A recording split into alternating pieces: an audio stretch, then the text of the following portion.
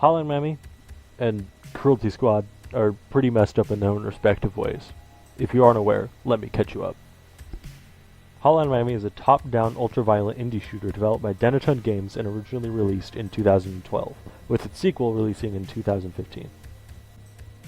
The games take place between the 1970s to the 1990s, primarily in Miami, with a bright neon synthwave psychedelic backdrop. It's difficult to try to describe the story of the games in a timely manner, so speaking strictly about the first game, the premise is effectively that you go get a mysterious phone call telling you to go, like, deliver donuts to, like, X place or something. And then you end up going there, putting on an animal mask, and slaughtering, like, 10 to 30 members of the Russian Mafia.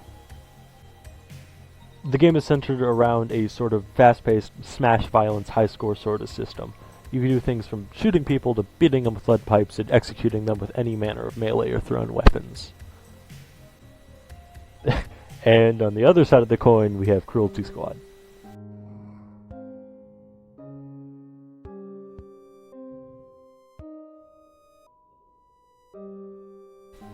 Cruelty Squad is an indie, first-person tactical shooter developed by Consumer Soft Products, first being released into early access in January of 2021 and fully being released in June of the same year.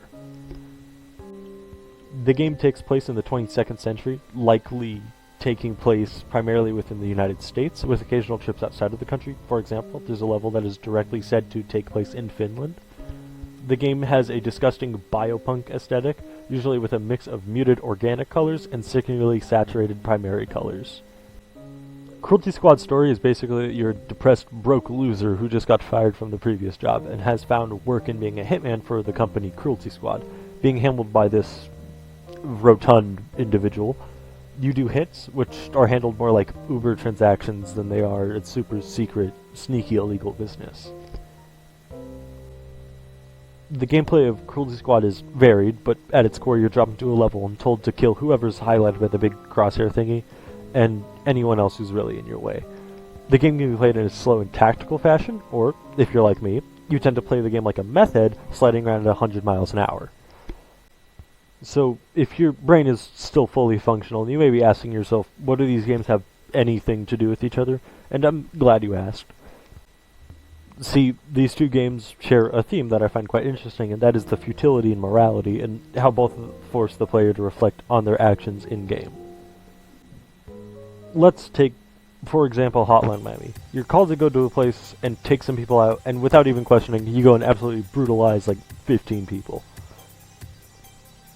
And on the flip side, not only in Cruelty Squad do you kill people, but are incentivized to eat them and sell their organs. So, as far as morality relates to each of the games, it's fair to argue that both lack morality in any sense, at least on a face value. And that's just what the games have you do. However, something I find interesting is how each game respectively has the player reflect on their actions. Take, for instance, Hotline Miami, wherein the game has multiple instances where not only is the character questioned about what they do, but the player too. There are two methods I'd say Hotline Miami uses to get this across. First and most obvious when first playing the game is the end of level state, wherein the fast, synthy, and electronic beats are replaced with a melodic, droning ambient track, as you're forced to walk back through the carnage that you caused.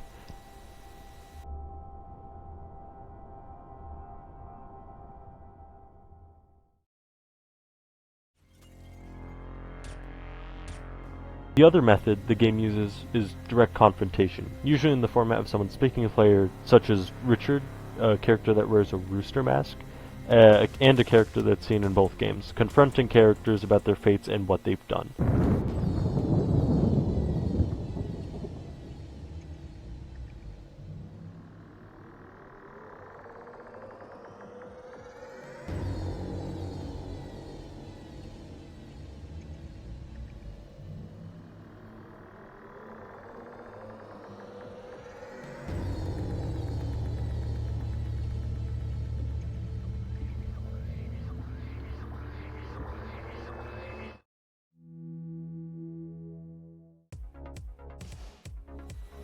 One of the most famous lines from him, and generally one of the most famous quotes from the first Hotline Miami, is, "Do you like hurting other people?" This is both a question for Jacket, the main character of the first game, and a question to the player as to whether or not they enjoy the actions they're taking part in.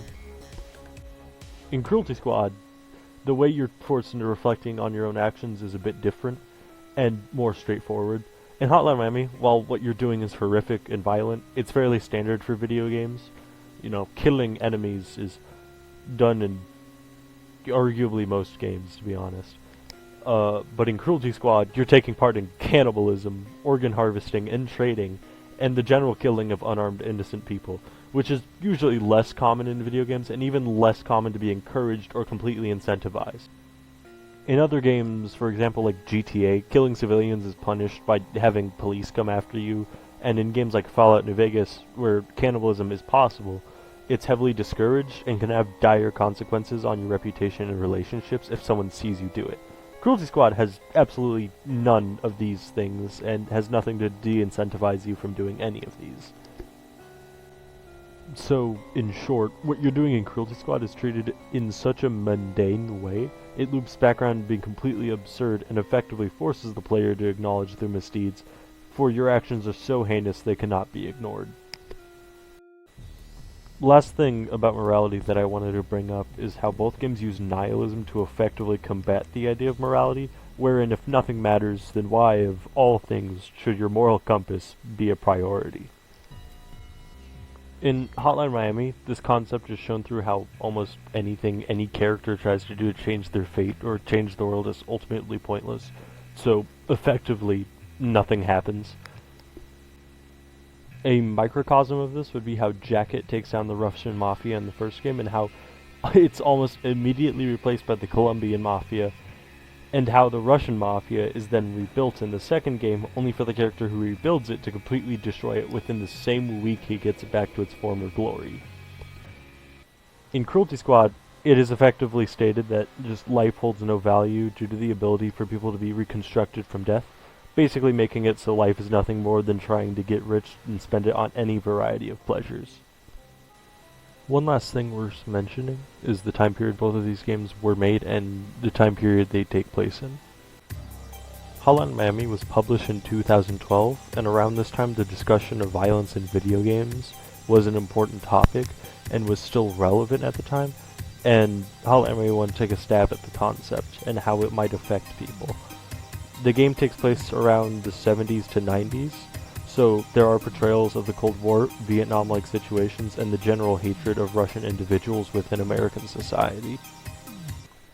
Cruelty Squad's future is intended to reflect the world's current consumerism and American capitalism, and what kind of hellish future that could become, wherein human biomass and organs are traded publicly as commodities.